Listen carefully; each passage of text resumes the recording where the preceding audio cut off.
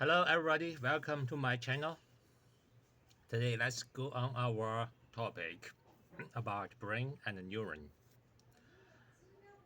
After hearing about the last chapter, some of you might be wondering if feature internal structure combinations are just spontaneous brain activity, then why do some of those thoughts actually lead to actions?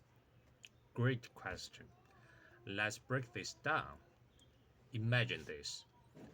A mom is holding her baby as she sees a piece of a cake. She's had this kind before. It's delicious. A thought flashes through her mind.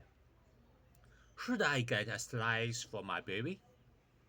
That's a feature internal structure combination too. Just like in the previous chapter with the mom standing at the edge of a cliff, suddenly thinking, what if I threw my baby off? Are these two thoughts the same? Of course not, but many people can't tell the difference. They panic, thinking, if I can think this, does that mean I'm capable of doing it? That's how self doubt creeps in. In both cases, the brain projects imagined outcomes. One is the baby smiling with the cake in hand. The other is honoring accident. These are both generated by G waves triggered through internal combinations of past experiences, emotions, and current sensory input. They activate different emotional G waves in the brain. One leads to the pleasure, the other to fear. Now, here's the key. These emotional G waves can be complex. They don't just involve neural signals. They might include the release of neurotransmitters, hormones, or enzymes. For simplicity, we group all of that under one term, emotional G waves. And emotional G waves are what actually derive behavior. Back in ancient times, if an advisor wanted to convince a king to go to war, they wouldn't just list pros and cons. They'd paint vivid scenarios to trigger the king's internal emotional simulations. This would stir up feelings of glory or fear of invasion, putting the king toward action. Today we see this everywhere. Take the stock market. Institutional investors might deliberately crash a stock price to stir up fear and get retail investors to sell. Then they push the price up, triggering greed. So people buy again. That's feature internal structure manipulation at work. You get the idea. Emotional G waves aren't background noise. They are power plays in our minds. In fact, when it comes to deciding whether or not we act on a thought, the emotion that follows that thought matters far more than the thought itself.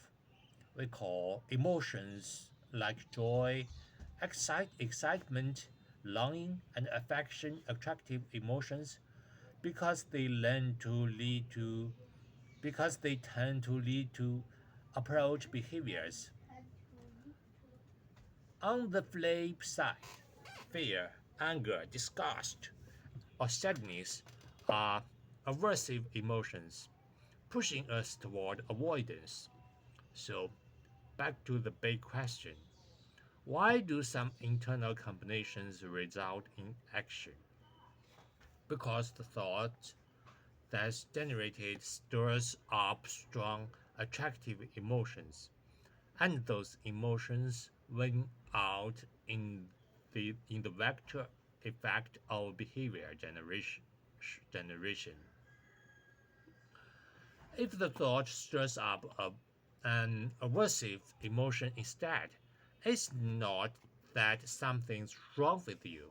It just means your system is signaling to avoid. That's it. That's the mechanism.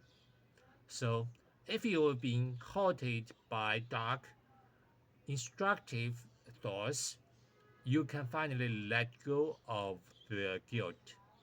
Your brain's doing what it evolved to do.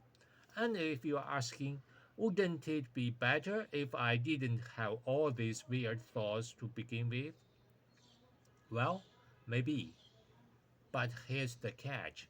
In our highly competitive, emotionally charged world, these combinations can be hijacked. Remember that joke from earlier? You buying this apartment or not? If you don't, prices are gonna rise. You selling or not? If you waited too long, this deal's gone. That's emotional G-wave manipulation. 6 star level. Same thing in investing. If you can stop acting on every burst of greed or fear your brain throws at you, you are halfway to success. But we shouldn't demonize feature internal structure combinations. Without them, animals wouldn't have evolved, and humans wouldn't even exist. Yes, people who have frequent internal combinations might be more prone to anxiety or mental noise. This behavior might sometimes seem clumsy or slow, but guess what? These people also tend to be more creative, more insightful, more alert to danger and opportunity, and often have a better sense of humor. So ask yourself, are you one of them? If you are, own it. Learn to manage it. Because yes, these emotional G waves can be manipulated by others, but if you understand them, you can take control. Want to learn how to manage it better? Simple. Reread this whole G theory series a few more times, or lose money in the stock market for 2 years. That works too. Now, even though these internal combinations are spontaneous, they are not totally random. They depend heavily on which G waves are currently active in your brain. The same person can react completely differently to the exact same situation depending on what's going on inside at that moment. Let me leave you with one last joke. Woman say, "You're coming?" The man, "I'm coming." A woman then say, "Was it good?" The man said, "So good." And the woman said, "Again?" The man said, "No, please have mercy." Okay, see you next time. That's all. Bye bye.